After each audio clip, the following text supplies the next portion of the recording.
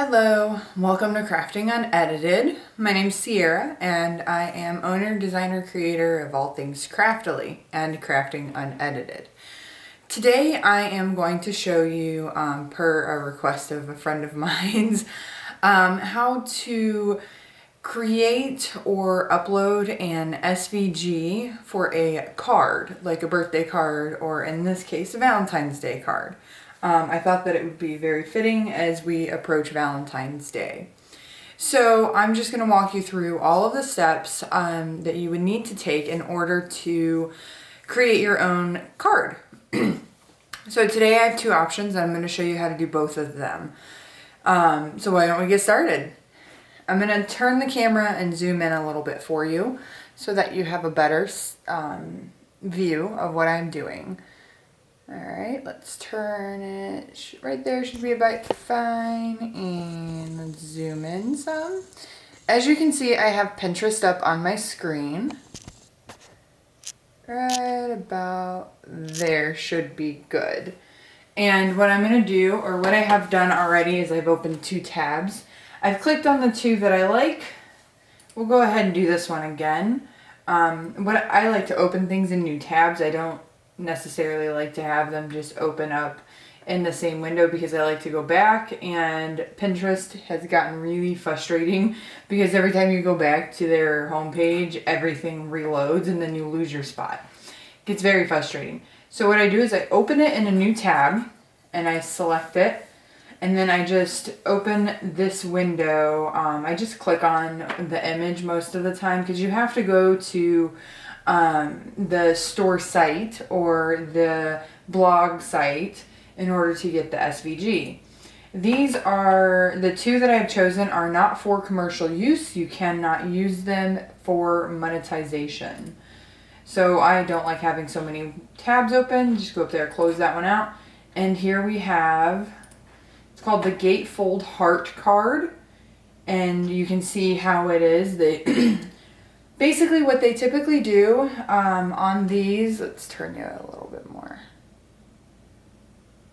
On these types of things, they like to go through the whole thing. It's kind of like a recipe blog. Excuse me. Sorry about that. They go through and it's kind of like a blog type thing where they just go through and talk to you about it, what to expect from it, and then how to assemble it down here. Most of the time it's all the same thing. This one is a cutting file blog, and down here you can see for Silhouette Studio 3, Silhouette Studio 2, and just the card SVG cutting file is at the bottom. So you're going to want to open that. And it should automatically download. Sometimes it takes you to another window, but as you can see, it has automatically started downloading here in the bottom. Most of the time these files will come through, oh, you can't see that, but it has already started to download in the bottom.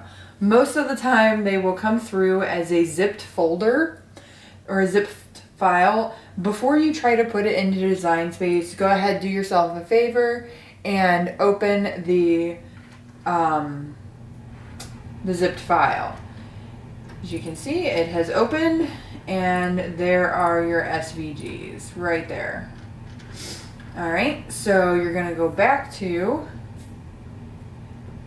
your website here.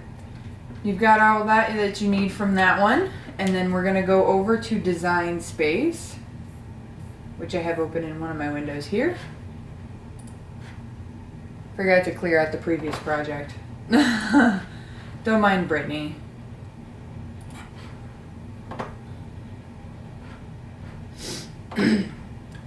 Alright, so what we're going to do is we're going to go over here to upload. Here in the left hand corner, can you see that? Right over here. Turn this just a little bit for you. Right there. Right here.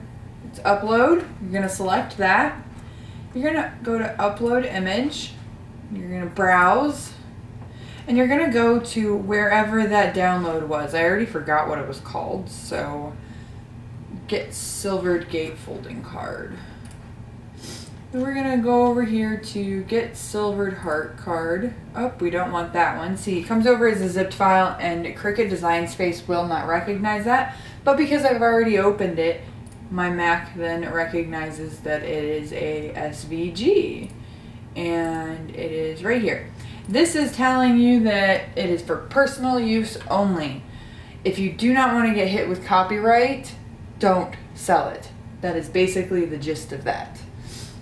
So we've got Get Silvered Heart Card SVG. You just choose that. And then you put it to whatever you want. I don't like the fact that it says Get. I don't like that it's not spaced. This is just so that if somebody else in Design Space wants it, then you can put it in there.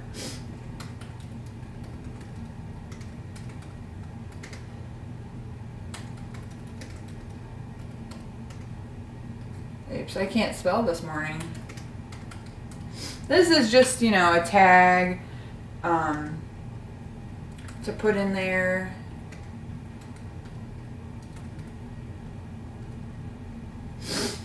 There we go. Let me just save. You don't have to do any of that. You can leave it just as is. You'll go over here. You'll insert the image. And then voila, you have your pattern to cut your card, and then all you do is follow the instructions from there. And because it's an SVG, it's already uploaded in there on how you want to do it. I do want to make sure that this part, because you don't want to cut that part, you want to score.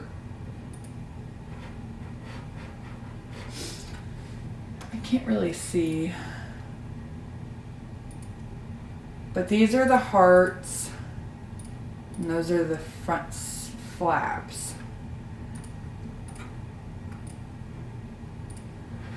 But these you want to score, I believe. I could be wrong, but you want to make sure that you score these edges with a scoring tool. This will make it so much easier when you go to fold it. Don't have to, but I'm pretty sure that that will make your life so much easier. So then when you're all done, you just go over to Make It, and it's going to align them by color. And what I would do, honestly, is I would put these two together.